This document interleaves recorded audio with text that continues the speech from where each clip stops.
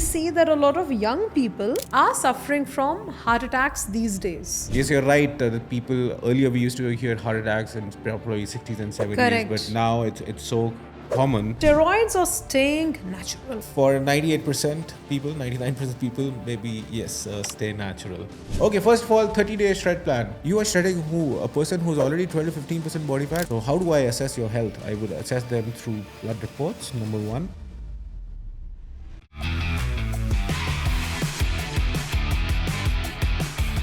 Hello, everybody. Welcome to another episode of the ABHIIFIT Podcast. And today I am excited to talk about some very important issues that we are facing these days. Now, a lot of you may have interacted with some people around and realized that youngsters in the age bracket of 20 to 30 are collapsing randomly. A lot of people are getting heart attacks, and usually, at least when I was growing up, heart attacks was something that used to only come to the people who are in 50s or 60s and much later in age. Now the bar has come down very, very significantly. So in today's episode, we're going to be discussing why do these things happen, the reality of taking supplements and how many supplements should one take, and is health really easy to maintain. So I'd like to welcome Abhinav Malhotra on the podcast. Hi Abhinav, how are you? Hi Diksha, I'm good. How are you? I'm very well. So Abhinav, carrying on from the introduction itself, we see that a lot of young people are suffering from heart attacks these days. Okay. Yeah. Yeah. There are, people in their 20s and 30s and, just randomly happening. And sometimes it's not that they have any chronic illnesses in the past, or they don't even have any presumed bad habits. Like they're not consumers of alcohol, not consumers of smoke, etc. But still, these things are happening. Why do you think that's the case? Well, there are two things here. Number one, you're thinking that you don't have any pre-existing conditions. Maybe they have any pre-existing conditions that are undiagnosed. And secondly, gym culture is increasing. But it's very ironical with the booming fitness. People are going to the gym more than ever. There's more awareness on fitness and health more than ever, and there's more information. But still, people are getting more and more sick, and especially in their younger ages, like 20s and 30s, and even before them. Yes, you're right. The people earlier we used to hear heart attacks in probably 60s and 70s, Correct. but now it's so common. So number one, I would say the poor foundation. How the upbringing of the kids these days should also be considered over here. They're not very active in sports. All they're doing is Sedentary lifestyle. They're just sedentary sitting. lifestyle, watching the iPads, Right. your phone. The phones are handed over so early. There's no active involvements of sports of everyone, of all the kids. When I was growing, the only entertainment was probably go and play in the evening. If you used to play Correct. some kind of sports and all. Correct. But now kids, including my own daughter, to be honest, kids are not encouraged to go out and play sports. They are handed over easy fixes. Okay, you take the iPad and please you enjoy, and we'll do the same. And they are given too much of processed foods. So all I'm trying to say, even from the foundation, their health is suffering. But because they are kids, We don't pay so much attention. we don't pay so much attention. We think that they're gonna get away with that, or maybe when they grow a bit older into the teenagers, maybe the habits will correct themselves. But it doesn't happen so easily. So by the time they're in their 20s and 30s, there are so many cases of kids diabetes, even teenage diabetes. Yes, and yes. adolescent Juvenile diabetes have become so common these days. Juvenile diabetes, of course, that's the other extreme. Yes, That's yes. because mothers are, not in the best of health. So by their 20s and 30s, they already have pre-existing health issues which are undiagnosed. Correct. And we don't care normally. Probably we'll go for health checkers when we enter into the late 30s and 40s and 50s, the regular health checkers. But kids and teenagers and people in the 20s, they don't. Nahi ho raha hai. Correct. Nahi ho raha hai. Correct. Correct. So by the time they realize and they start going to the gym, and It's too late. it's too late and nobody pays attention. Imagine a young boy or a girl who's in the 20s goes to a gym, and the trainer, doesn't pay attention to how the blood reports are looking like. Are there any medical issues, how the food habits are, and things like that. And suddenly the trainer will jump them to high intensity workouts. So what's going to happen? They probably the heart and the cardiovascular system are not capable of handling such loads, and they might get into further stressors. Yeah. So number one is a foundation from the beginning. Kids should be encouraged to play sports and actually engage in exercise as well, body weight exercises, martial arts, even gym. We do strength training for the kids as well. Just to lay down the foundations. Secondly, the gym culture, especially for 20s and 30s, it's become too much aesthetic driven. People would want to watch their favorite Hollywood stars and Bollywood stars, Hrithik Roshan, six pack abs, and Wolverine, and these superheroes. They just want to get to the gym and get there super quickly. So what happens? They will try extreme methods. They will probably overtrain themselves. They will even get into on the recommendation of the trainers. They will probably get into steroids. All these are unhealthy habits which are ruining their health, and sometimes these unfortunate things will happen. And people say, "Hey, this guy was going to the gym as well, but he had a heart attack." So these things need to be paid more attention to, and also stress is a major problem. Stress is not just for people in the 30s and 40s and 50s. It's a universal issue. It's a universal issue. The teenage kids will have their own issues. People in their 20s will have their own issue.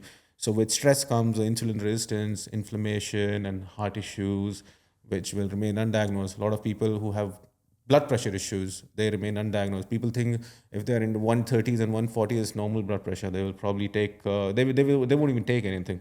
Right. And they'll jump into high intensity workouts. So these things are, leading to such things. Sleep is also one of the major things. People are more and more getting into insomnias more than ever. Because I'll tell you what, say, Abhinav, all of these things are glorified. Okay. I have grown up learning about that Abdul Kalam used to only sleep for 2 hours in a day. And, he was so productive. He's this. Now we talk about Narendra Modi. He also has a midnight snapping habit, etc. And you talk about Elon Musk and this and that. All of those people, they are not people who are actually emphasizing a lot on having good sleep.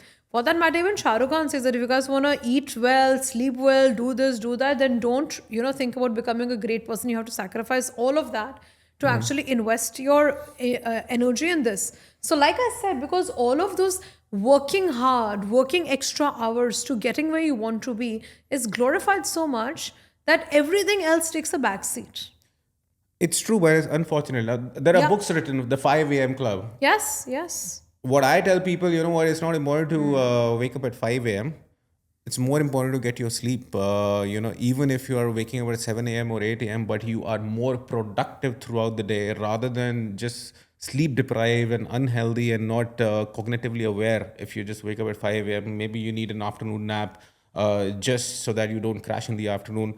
So everybody is their own best advocate. I'm not a super early morning person. However, my profession is such that I have to be. You have to get out of bed. I have to be. I have my first client at 7 a.m. So all the time I'm waking up, I'm in a hurry, I'm caffeinated, I myself included in that. But however, I tend to make it up either through an afternoon nap or maybe on the weekends because I understand the importance of sleep and how important sleep is.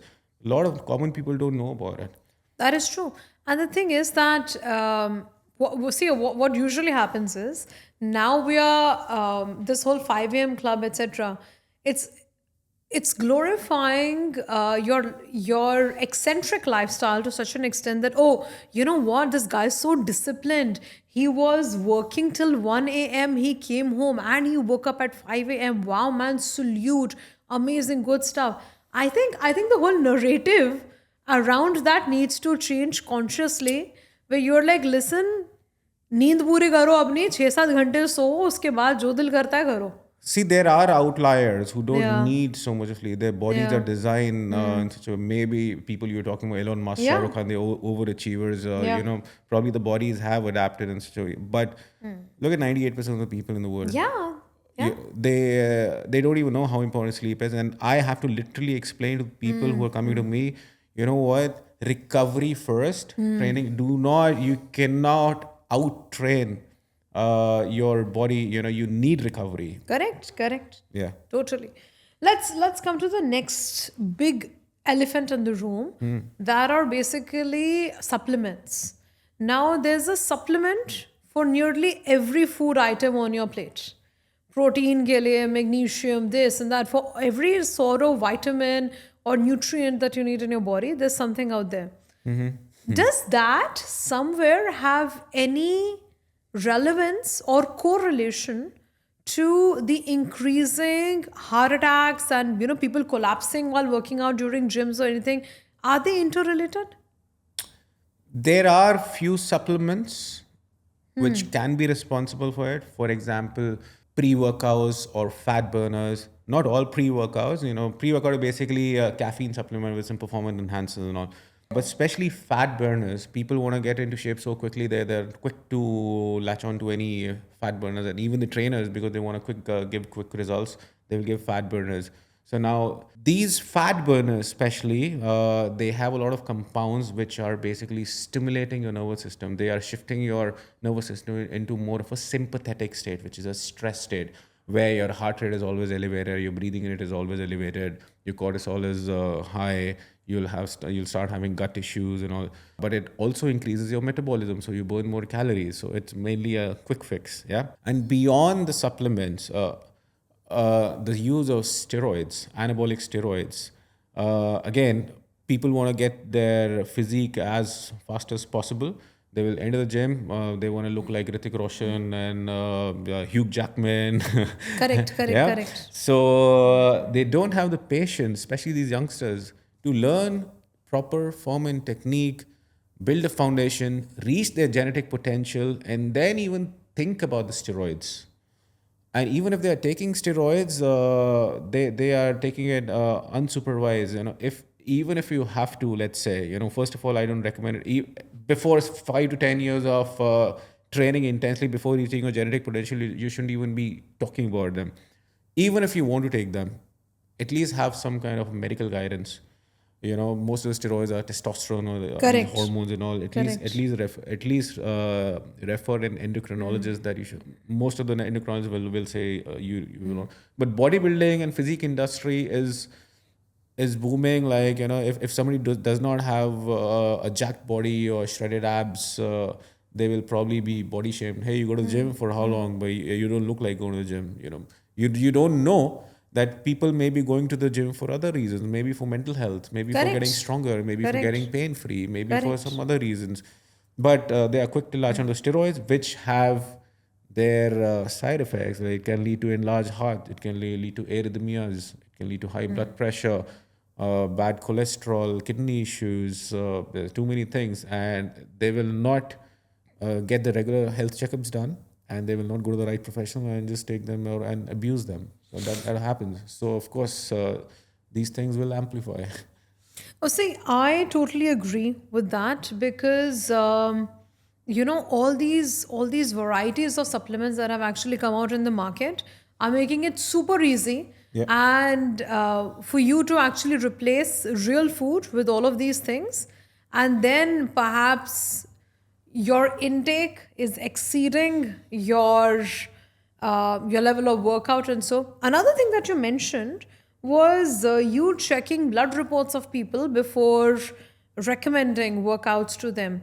You're the first fitness trainer that I have met Yeah. who is saying this, because I've been to at least like 5 or 6 fitness trainers till now, and everyone's just put me on the treadmill from day one, saying do your treadmill, do your squats, lift your weights, your biceps, triceps, and this and that, all of those deadlifts and all of that jazz, without checking my blood report, without checking my cholesterol, my sugar levels, my BP, Yeah. nothing. How important is it to actually take take care of all of these things? Is it like a very big red flag to not check all of these and then prescribe training? Most of the trainers do not check it because they don't know how to evaluate That blood is true. reports. They don't know Yes. how to diagnose them. Say if you have come to me for any goal, be it fat loss or muscle gain, as simple as that, or maybe to improve your health issue, I need to first understand where your health is. So how do I assess your health? I would assess them through blood reports. Number one, I would check your blood pressure, your stress markers, stress metrics, your blood pressure, your resting heart rate, your HRV, so that I really understand what exactly is going on in the body, and that's how I'll be justifying my position as a trainer. Because if I'm a trainer, I'm taking care of your body. I need to understand the body. Correct. If I just jump you onto the treadmill, or maybe a circuit training workout, a functional training workout that a lot of trainers they brag about, a fat loss workout, and your cardiovascular system is screwed up, then you're in danger of collapsing on the gym floor. You probably can get a stroke or a heart attack. You can, if there's high level of inflammation in the body, you have poor recovery. Then if I'm adding more and more training, which is a stressor, then I'm adding dieting, and probably you're not even sleeping well. Then how am I doing justice to you? So the training program has to be designed only after proper assessment of the body, which includes the blood reports. Say if a person has come to me with a pre-existing heart condition, and I'm not even checking his blood reports, I don't deserve to train that client. Of course, I understand. Yeah. So, clients are also at fault here, to be honest. They Yes. don't have enough literacy about who is a good trainer and who's a bad trainer, because there is such a low barrier to entry in our Correct. profession. Correct. You do a 3-month course, even my driver can become a trainer Correct, tomorrow, correct, correct, without correct. anything. Any formal With due education, respect to anything, yes. the driver, Of course. but they just do a 3-month certification course and you're a trainer. Correct. And you are a rep certified trainer, but you don't know anything about the body, and people don't understand that. They will evaluate the trainer based on a certificate probably and the cost. They'll be like, I just have to train. I Correct. just need a fitness trainer. Correct. So Correct. people are also at fault over there. I understand. Taking on from, checking your blood reports and so on while doing things. If imagine someone's undergone a heart attack and, has recovered, do you still recommend that they train, or do you think that no, they're done, they've got a heart attack, it's best not to stress them out more? What's it like for people who've been through heart conditions in the recent past? So people who already undergone, say, bypass surgeries or angioplasties, or they have pre-existing heart conditions, uh, they are scared, to be honest, to go to the gym. Even the cardiologist will mostly tell them, hey, you know what, just go for a walk, just don't train. But actually, training smartly with progression is important for their health in the long term. Otherwise, they are at a risk of having further heart attacks, or they're at first place they got heart attacks or say angioplasty just because their internal health is not right. So the doctors, they have just fixed it through a surgery. But who will take care of improving their health? The improvement of health has to happen. And it is very important that at some stage after getting the medical clearance from the doctor, that they start training. But who they start training with is also more important. They should go to a trainer who understands the physiology. Yeah. So if a trainer, if a client comes to me with a pre-existing heart condition, and there I have trained a lot of people. I've trained a person who had 7 stents, and the lipid profile was very bad. So 7 stunts, my goodness. yeah. So one night, he was admitted to emergency room just because he had a chest pain. Thankfully, it was some digestive issues and all. But after that, he came to me. I want to improve my health. So basically, if such a person will come to me, I will first evaluate their medical condition, okay, their blood reports, their stress markers, your blood pressure, your heart rate. I will assess what their gut health is like, how their stress is, how their sleep is, everything done. Then he would be shifted to a program only after the medical clearance from the doctor. In a lot of cases, a cardiac rehab program should be done by the hospitals, but Correct. I don't think it's done. Yes. Even my dad got a heart attack. He was just there was nothing done after that. Yeah. So how do we start him off? We start off first thing by introducing low intensity aerobic work. There's something called as the zone 1 cardio, which is like 50 to 60% of the heart rate, maximum heart rate. Should we start off over there to build the aerobic capacity? Then, the progression needs to be at the zone 2 cardio. Yeah, so that the person starts improving their cardiovascular metrics, like it lowers the resting heart rate down, improves the stroke volume, improves the HRV, improves the blood pressure. These things are very important so that there is no relapse. Yeah, this is about cardiovascular work. Should be started off at low intensity, the zone 1 or zone 2. Now, strength training is also very important. It improves metabolic health. It improve, like I've said before in many of the podcasts, improve the joint health. You will have less effort in walking around more. So strength training is also extremely important. But we start off them with, again, low intensity strength training and a very low volume, maybe full body workouts, something that is just enough to cause the positive adaptations, but not too much to cause recovery issues. Simultaneously, something parasympathetic in nature, which will calm them down, which will improve the recovery. For example, breathing, yoga, stretches, these things also will improve their mobility as well, but it will also calm them down. So start them off gradually with low intensity workout, be it aerobic, be it strength training. And then simultaneously, you need to take care of the nutrition as well. I agree. Yeah. So with nutrition, I've already discussed a lot of that. Just try to focus more on the unprocessed foods, less of the processed stuff, and I can go on and on and on and on for nutrition. Correct. Yeah. But I think I'm glad to know that there's hope. Yeah. For people, and even when you started low intensity workouts, etc. So it's not just that for everyone who's listening to us. It's not just that if you God forbid, if anyone has a heart condition, you just sit and let more come to you. It's time to actually, get your body and get your health in shape, and then move towards a healthier lifestyle eventually. And come to me, man. Don't go to any of the trainer. Come to me because Yes. I do understand. A lot of people do Right. not understand how your physiology works. Correct. This is a message I want to give to people through these podcasts. Sure. So, there's this reality of gym we had initially touched on as well. Today, indeed, it has become a very glorified, act to go to gym. And then, we have issues relating to body shaming. There's indeed a drug culture that's come there. Next is we also have, steroids and ego lifting activities. All of those things are, popular in gyms these days. What is the actual reality of gyms now from your perspective? Because you serve at many. See, there are both the good things and the bad things about this overgrowing gym culture. The bad things we already spoke about a bit, about over reliance on drugs, you can say, just because of social media and body shaming. It is becoming more of image driven and very influencer influenced culture rather than about health and fitness, to be honest. So there are good and bads about it. The good things, let's say, talk about the good things. So more and more people are going to the gym.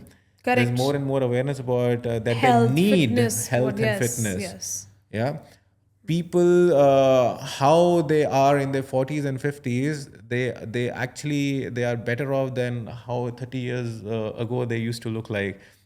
People are actually, people who are going to the gym, they are aging better. Yeah. There's more education. There's more information on social media, YouTube. However, there are good and bad articles as well. People need to understand. So there are a lot of good things about it. There's also one more thing about the community building. Gym is now second home to a lot of people. It's a good community place. People go there, work out together, motivate each other. they network again. They network together as well. Gym is a very good place for networking Absolutely, and absolutely. networking as well. Yes. So gym, going to the gym is actually A complete trending package. more Yes. than going to nightclubs. Correct. I This is agree. my take on it. I don't know. So these are the good Yes. things. The bad things Yes. again, because of social media and body shaming and image issues, people want to get ripped fast. Everybody Correct. wants to have a six pack abs. Everybody want to be, Absolutely. and they will probably look for shortcuts rather than improving their health first. There's over reliance on steroids. There's a lot of bad information also out there. So these are the bad things. So what I'm trying to do is, through ABHIIFIT, I'm promoting health first and then fitness, improve your health, and a healthier body is more responding body to any kind of stimulus that you put. If you are unhealthy and you're training versus you're healthy, you're training, you're going to respond better. So focus on health and longevity and recovery, stress management also alongside just training and ego lifting. People are chasing numbers because they want to show their friends who's stronger. If somebody is lifting heavier, the probably is a gym bro culture. What's your PR, how much you squat, how much you deadlift. So people are just gonna probably, in order to achieve strength numbers, they're gonna be lifting with bad forms and all. So just develop a base and understand that fitness needs to be smart, it needs to be holistic, and there needs to be a longevity and recovery component as well. Absolutely, absolutely. I have also come across a recent ad on the internet, which is we'll help you shred down in 30 days through our secret ingredient. Now, what is the secret ingredient? It is like a powder, okay, that you can consume 2 hours before your food, and that's all you need to do. You don't need to go work out, you don't need to do anything else, and so on. And then you have reviews of people saying, hey, yes, I lost 2 kgs only by consuming this. I was sitting, I didn't do anything just by having this magical powder. You're a digital marketer, right? Yeah. So you know how it works. I know how it works. Yeah. I'm just asking how healthy are these options? It's bullshit. It's bullshit. Okay, first of all, 30-day shred plan. You are shredding who? A person who's already 12 to 15% body fat, or a person who's 25% body fat, or somebody who's 40 to 50% body fat? Will a person who is 25 to 30% body fat shred down in 30 days? Come on, it's impossible. Correct. If you're talking about somebody like me who's sitting around 12 to 15% body fat, probably I can, but I still don't agree to the person who's just selling those things. They are money making scams. They are gimmicks. Course. At max, even if you are doing a super aggressive protocol, probably you will lose say 1.5% body fat per week, which is like 6% per month. How will it cause shedding? They are just making money. They are fooling people, and people are falling prey because everybody wants quick results, and they are buying their ebooks, they're buying supplements, they're buying everything without.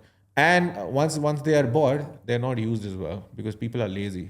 That is true. Yeah. Yes. So don't fall prey to all this. No, but- Even if you start all that, Yeah. you still need to lay down the foundations. How will you eat a secret powder if your lifestyle is shit?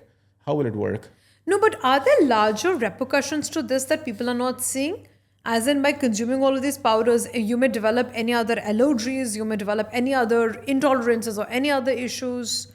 Could these come in as well? I can only comment on it once I know what that powder is. Correct. If you're talking about some program, I can still say, okay, man, this program sucks because just overtraining you, or there's underfeeding you, they're crash diets and all. I don't know what powders and all, man. Like I've stopped even looking at them. People sell their some quick metabolic detox programs, losing 4 to 5 kilos a week. That also is a gimmick because there's no way you can lose 4 to 5 kilos in a week of body fat. Correct. What you will do is body water, glycogen, Correct. or maybe some gut weight, and people are going to be fooled. So I don't know. I don't know how to even deal with the nonsense. But the problem is people still fall prey to it. Sure, absolutely. They do. Because they feel it is possible. And because working hard, doing all that mehnat is too difficult. So rather consume a powder. Okay, Coming to my next question, that is, let's look at supplements now.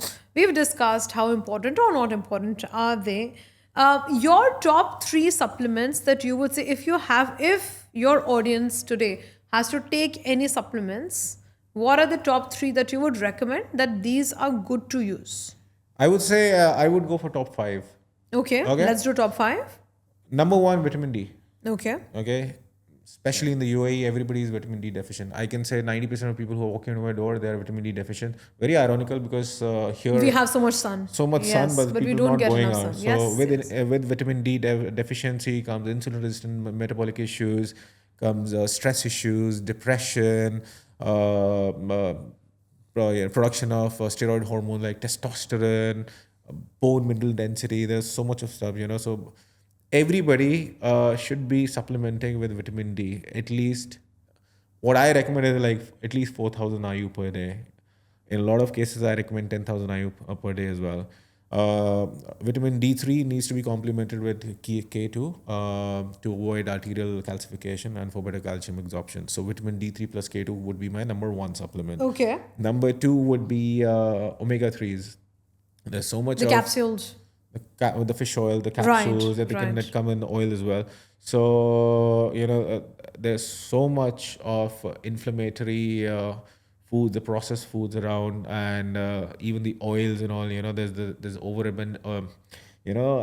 overconsumption of omega 6. So omega 6 and omega 3 needs to be balanced. Omega 3 are the essential fatty acids that the body cannot produce, so it should be taken from outside. So they're anti-inflammatory, good for heart health, good for brain health, and a lot of other benefits as well. Okay, so vitamin D3, omega 3.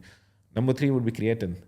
Creatine, normally people think that it's only for gym goers, people who are into bodybuilding and all. But creatine will also help, not only will help with performance, it will also help with brain health. It helps with cognition. Okay, so these top three, plus magnesium. People are having sleep issues, recovery issues, magnesium in the night. What I recommend is mostly magnesium glycinate, but the salt can change depending on their condition. Sure. Okay, magnesium. And number five would be a good high quality multivitamin, because the food these days is so over processed or overcooked and so deficient, and people not having variety of foods as well to cover up for their Deficiencies, their yes. deficiencies.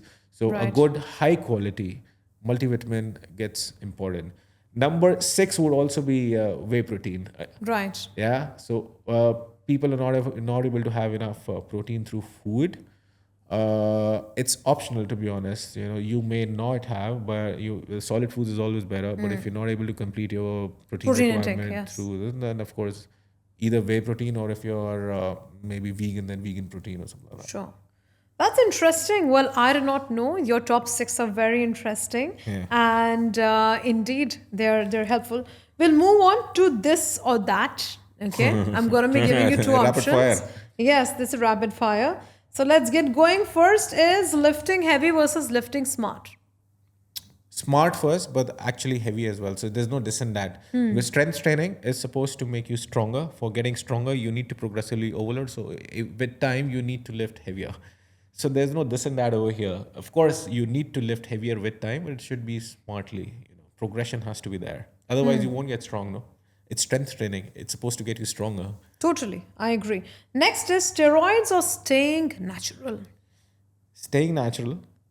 However, there are certain cases where people may need support of, say, testosterone replacement therapies. So this is also not a disorder. But yeah, for 98% people, 99% people, maybe yes, stay natural. Very nice. Very nice. Supplements or real foods? Real foods, but as I said, the top five supplements are the ones that are generally Necessary. needed. Yes. They're That generally needed, yeah. Yeah. Okay. Gym workouts or outdoor locations? Gym workouts. Why so? Not everybody is capable of doing workouts in an outdoor location with their own body weight. Like I've said before in one of the podcasts, it can be either too easy or too difficult for a person, and the progression is not possible in all the cases. and not all the options are also available, in outdoor spaces. Say if you have to do some pulling movements, what will you pull outside, with free space around? So gym gives you variety, versatility. It gives you a lot of option, Yes. a lot of progression, regression. It gives you machines. You can do free weights. You can do a lot of stuff if you train smartly. So let's not build a taboo against the gym. Sure, Gyms are good. Gyms are good, yes. Yeah. That's right. Okay, next is let's talk about pre-workout drinks or black coffee. Black coffee is sufficient if you want to stimulate your nervous system, have a better workout. But a lot of pre-workouts also have some performance enhancers like beta-alanine, creatine, some citrulline malate, so which may help the advanced lifters. So I have my pre-workouts. However, I may not always need a pre-workout. So pre-workouts have their places, but just don't get overboard with pre-workouts. Okay, interesting. Well, that sums it up. Thank you so much, Abhinav. We had a very interesting conversation about the healthy lifestyle. Why do people, unfortunately, get heart attacks and other health conditions early on in life? How people should perhaps look at restarting workouts when such unfortunate things have even happened to them. They can still get back into shape. They can still, get on with their healthy lives. And of course, my most favorite was the discussion on supplements, because I did not know that these 5 are essential. When you explained, they all made sense. So for everyone who's watching us, I would highly recommend you to go and get a consultation done from Abhinav. One very important thing is, do not hit the gym or get trained by someone without getting your blood reports checked. No matter how fit and perfect you look or you feel, it's always good to go to an expert who can literally tell you what's good for you, what's not good for you. For more such informative tips and podcasts and information about health and well-being, follow us, subscribe us, and please check us out on our Instagram channels as well. Until next time, I wish you all the best and stay well, stay safe. Thank you. Thank you.